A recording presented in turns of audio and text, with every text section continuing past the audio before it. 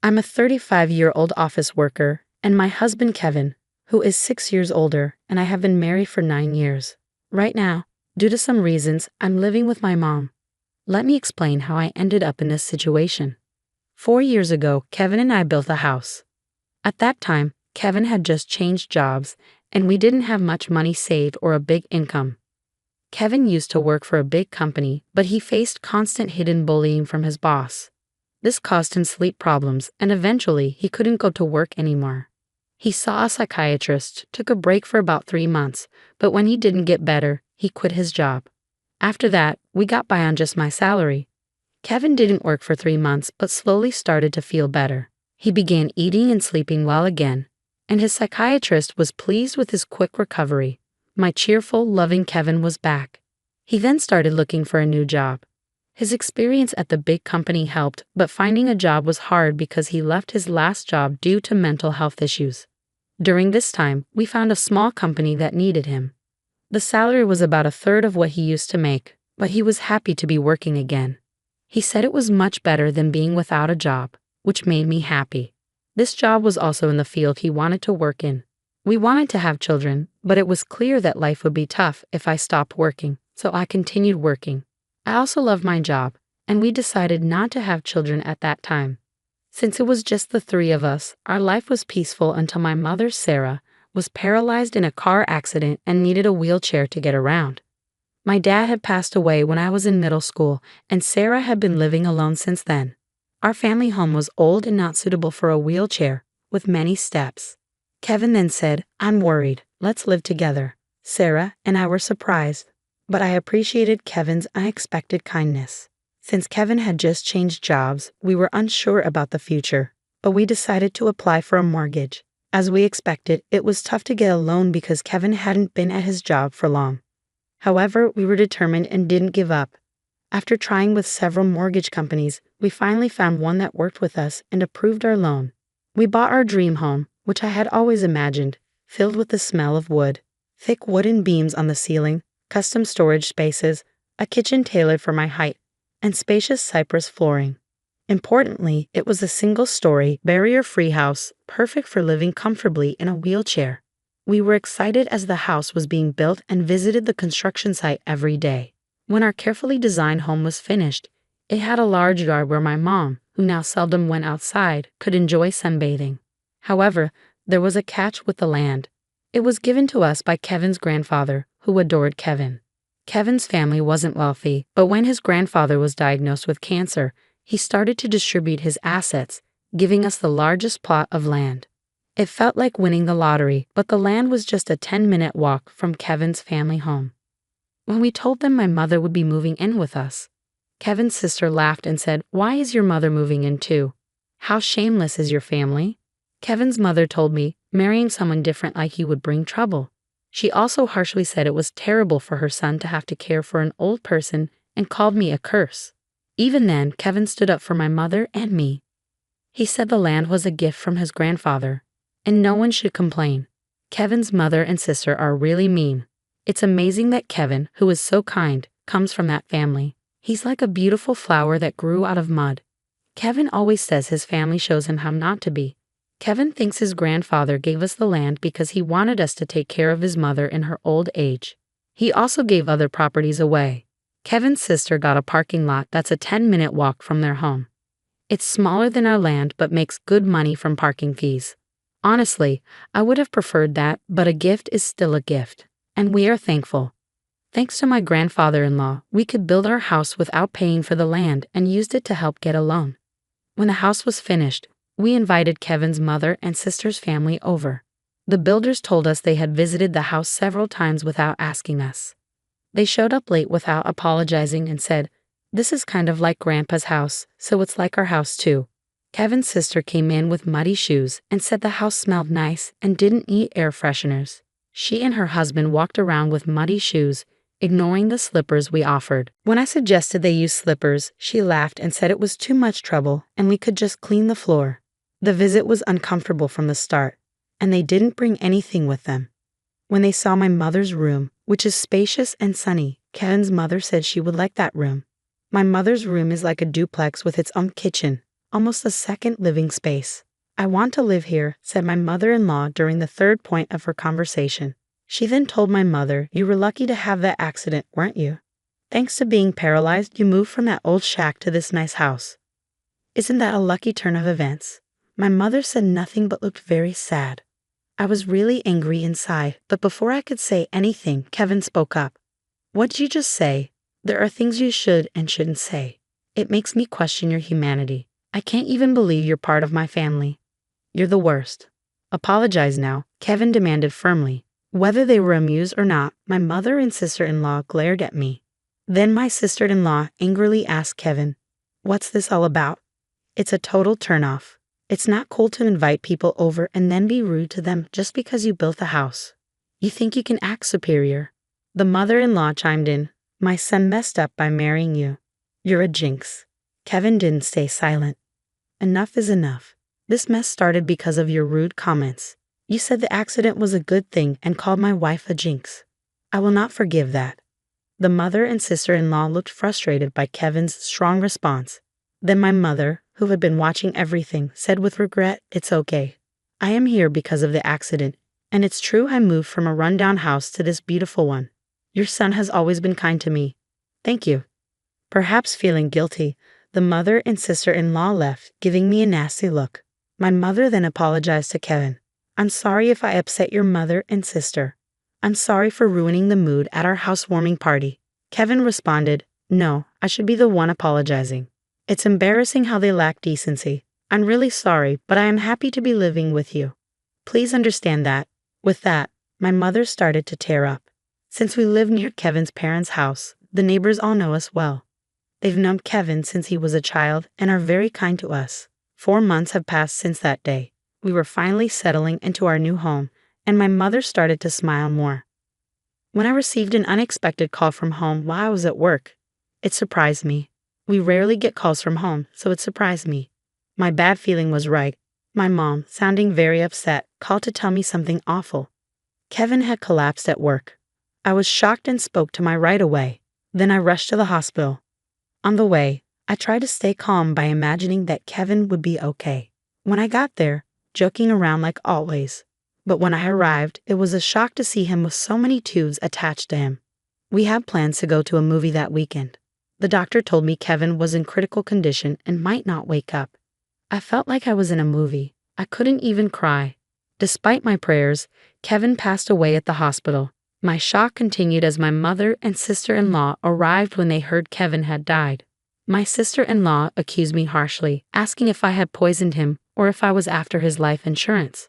My mother-in-law also blamed me, saying bad things always happen around me and called me a jinx. I was too sad to respond. Then my own mother arrived in a caregiver's taxi, crying over Kevin's death, which finally made me cry too. We both sobbed loudly. My mother-in-law rudely told us to stop the fake crying. She said Kevin had changed because of me and that she didn't want to see us ever again. Then she left the hospital. A funeral director came to organize Kevin's funeral, and we went to the funeral home. Kevin had died from a brain hemorrhage, which was hard to believe since he was fine that morning. When I told my mother-in-law the funeral plans, she hardly said she wouldn't come because Kevin always sided with my mother and me. She said her daughter wouldn't come either. Many of Kevin's coworkers and friends came to the viewing, but neither my mother nor my sister-in-law and her husband were there. Many attended the funeral, and it was clear that Kevin was deeply loved. Many people cried for him.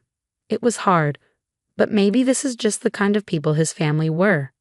I was happy to spend the whole day with those who truly missed my husband. After Kevin's death, I got an email from my mother-in-law, but it was inappropriate, so I didn't reply.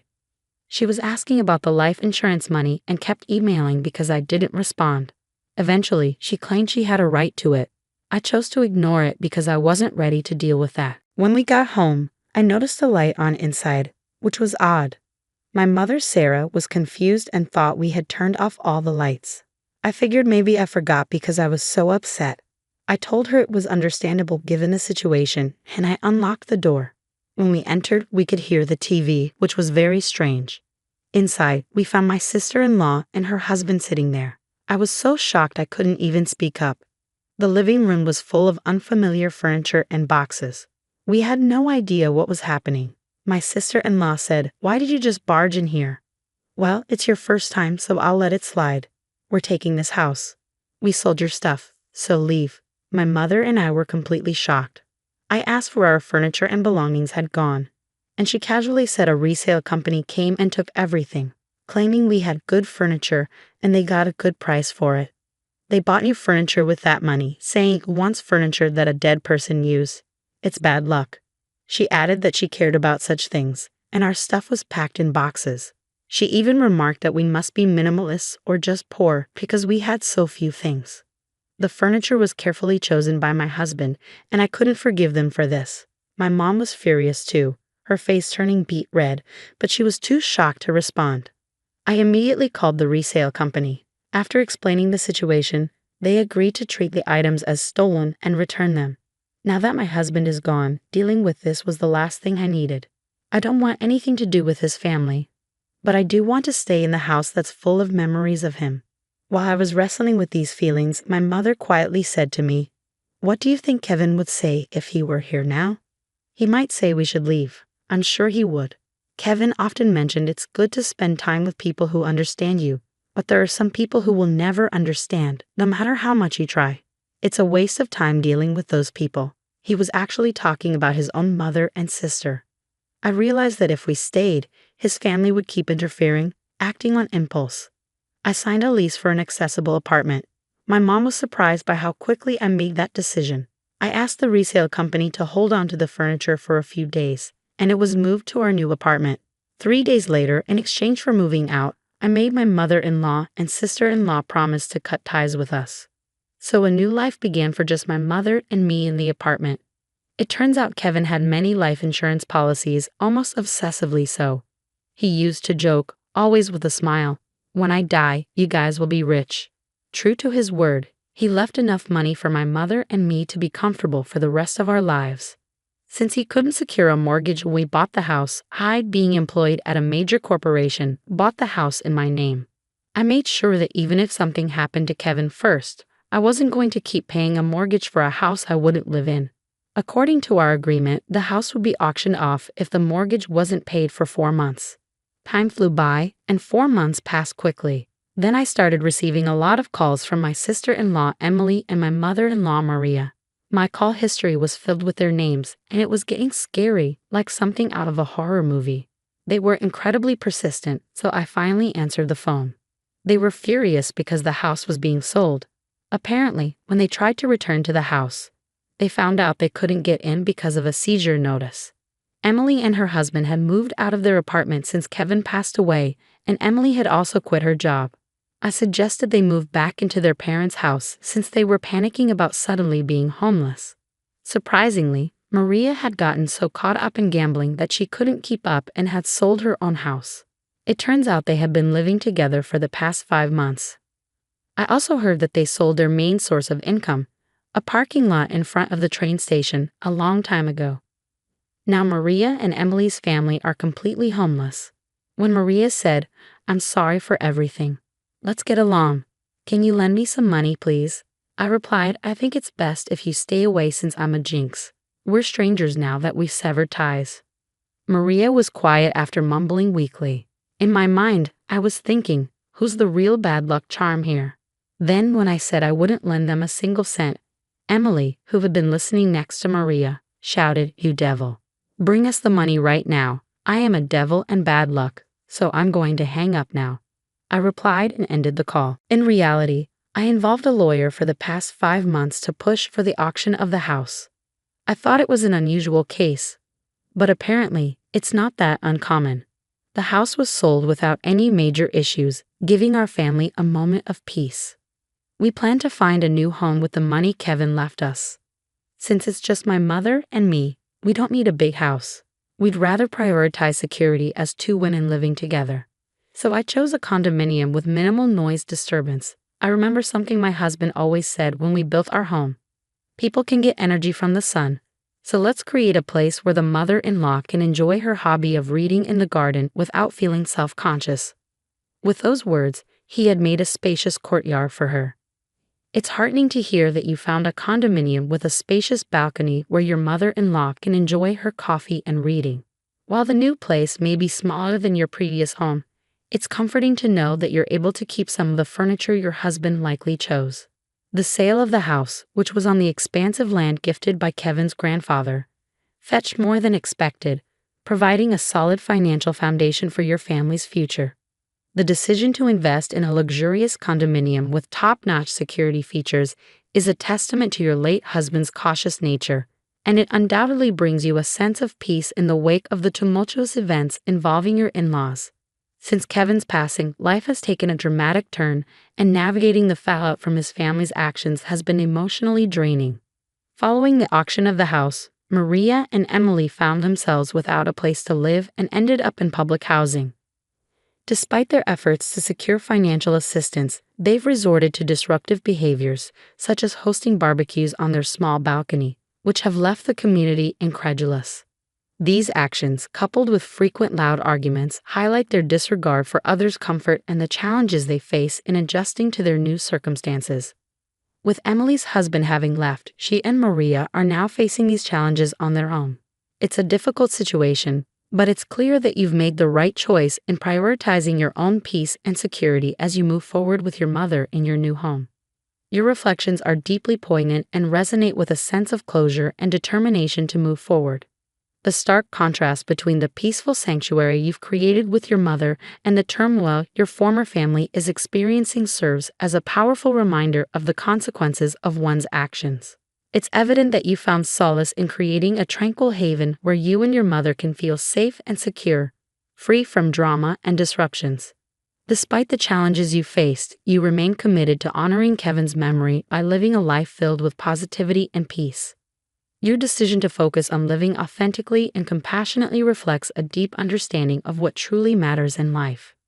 As you navigate this new chapter, guided by Kevin's spirit of kindness and resilience, you're determined to live in a way that would make him proud. Your journey of resilience, growth, and honoring Kevin's legacy serves as an inspiration to cherish the moments of silence, savor the memories, and embrace the beauty of living well. As you continue on this path, may you find comfort and strength in the love and laughter you shared with Kevin, and may your chosen sanctuary continue to be a source of peace and joy in your life.